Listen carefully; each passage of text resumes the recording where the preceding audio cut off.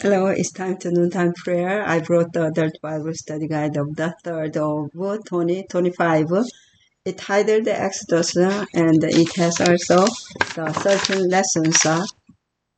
Contents are here. Let me read all the title of contents. Lesson 1, Oppression, the background and the birth of Moses to the burning bush. 3, rough start for the plagues. 5, Passover. 6, through the Red Sea. 7, the bread and the water of life. 8, covenant at Sinai. 9, leaving the law. 10, the covenant and the blueprint. 11, apostasy and intercession. 12, please show me your glory. 13, the tabernacle. Today we're gonna start the lesson 7. Lesson 7, the bread and water of life. Already the half of this in a booklet. So let's try to read the lesson 7 or through the weeks, one. Just read for this week's study, Exodus 15, 22 through 16, chapter 16 through 16, 36, and Genesis 3, 1 through 6, Exodus 17, 1 through 7, 1 Corinthians 10, 4, Exodus 18, 1 through 27, 1 Corinthians 10, 11. And the memory text, the book of Exodus 16, 28 through 30 is long text. And the Lord said to Moses, how long do you refuse to keep my commandments and my laws? See, for the Lord has given you the Sabbath, therefore he gives you on the 6th day bread for 2 days. Let every man remain in his place. Let no man go out of his place on the 7th day. So the people rested on the 7th day. After leaving Egypt, Israel was on an unknown journey to the promised land. The people faced demanding and long trek, and they needed to learn a multitude of new lessons. But the Lord would lead and care for them, and yes, he desired to help them grow, but they must learn discipline, self-control, sacrifice, unselfishness, trust in the Lord, and especially obedience. Moses was a visible leader, and the people had to follow him and his leadership if they were to triumph. It was crucial for them to stay together, to cooperate as a community, and to assist each other. There were many hindrances and challenges ahead. So much of their spiritual growth would depend on how they met those challenges and how they responded to Moses, especially when the challenges became great. The familiar Chinese saying that a journey of 1,000 miles begins with a single step was true in their situation, and they needed to trust the Lord's directions with every footstep. Tragically, as we will see, they didn't learn those lessons so easily. But then again, who does? And Sunday, bitter waters. In biblical narratives, different roles are played by different characters, good or bad, and we need to pay close attention to place, timing, and villains. Yeah. Villains. However, the most important point in a storyline is usually the solution, and the lessons learned is no different in these accounts. As the episodes show, God is the problem solver and the peacemaker. However, his work is complicated by people's unbelief.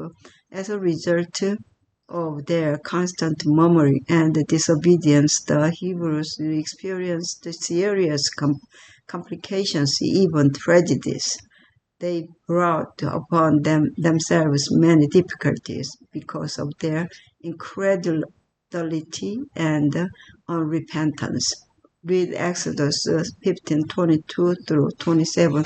After crossing the Red Sea, what was the background to the first miracle performed?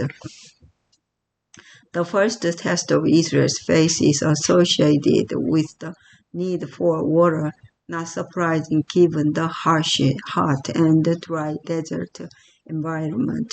After 3 days of traveling, the people finally found water, but it was undrinkable. Mara means bitter, and because the water was bitter, Israel's faith in their caring Lord quickly plundered.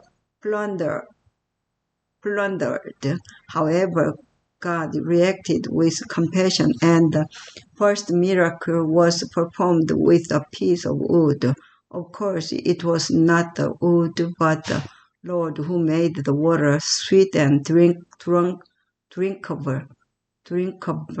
The people had to learn important lessons. There are number one, patience is in waiting for the Lord's timing, and two, that God does things in cooperation with the humans. However, the children of Israel took so many things for granted and quickly forgot the great miracles that God had done for them, miracles for which they had just so passionately sung praises to Him, declaring, "Who is like you, O Lord, among the gods? Who is like you, majesty in holiness, awesome in glorious deeds, doing wonders?" Exodus 15:11. And yet, even after their grumbling, God promised that He would not bring upon the Israelites any of the disease. Exodus 15:26 that had plagued the Egyptians, He would protect them. They could experience this promise only on the condition that they stayed faithful to Him. So, what trials and struggles have you brought upon yourself? What comfort can you get in now knowing that God will still work on your behalf if you cooperate with Him? And Monday, quail and manna. And people like to eat. We were created to like to eat. The rich abundance of food growing out of the ground, our original diet, it reveals not only that God wants us to eat, but that we are to like what we eat too. How though can this wonderful gift that of food and our liking to eat it be abused? And Tuesday, water from the rock. What are some things that right now you need to trust God with? How can you learn to submit to His will and wait for Him to act in His time? Why is this not always so easy to do? And Wednesday, Zidro. Moses could have just brushed off the old man and told him to mind his own business. He didn't. What important lessons can we learn from his willingness to listen to this person who wasn't even a Hebrew? And Thursday, the bread and the water of life. So as the Samaritan woman discovered that Christ offers something that she would not get anywhere else. The inner thirst for peace, joy, and happiness comes from God, and thus only God can satisfy it. Yeah, Psalms 42:1 and 2. And as the manna in the wilderness was bread from heaven, John 6:31-32. So the water from the rock was Christ's gift to satisfy their thirst. Besides this physical aspect, aspects of bread and water also had spiritual significance, for Jesus Christ is the bread of life. The John 6:35 and 48, and the living water, John 4:10, 11, 14, John 7:37 and 38. Only in him then can our spiritual thirst and hunger truly be satisfied. Yeah, let's go to pray for this week. Our Father which art in heaven, hallowed be thy name. Thy kingdom come, thy will be done on earth as it is in heaven. Give us this day our daily bread, and forgive us our debts as we forgive our debtors. And lead us not into temptation, but deliver us from evil. For thine is the kingdom and the power and the glory forever and ever. Amen. Amen. Yeah, though I just read 2 or 3 times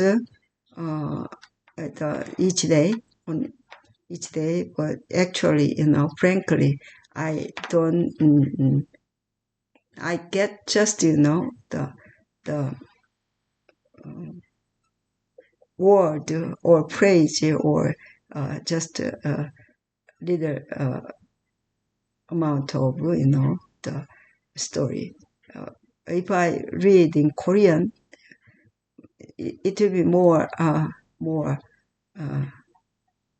little bit more gap, but the Word of God, we make the meditate or just read, carefully in prayer. So I agree with that. I try to I have to start like that. But anyway, if I just forgive up to reading, it also, I'm so sorry for myself and to God. May God bless all of you. Let's go together. Yeah. Amen. Amen. Yeah. We'll start the another week. Take the rest first. Amen. Amen.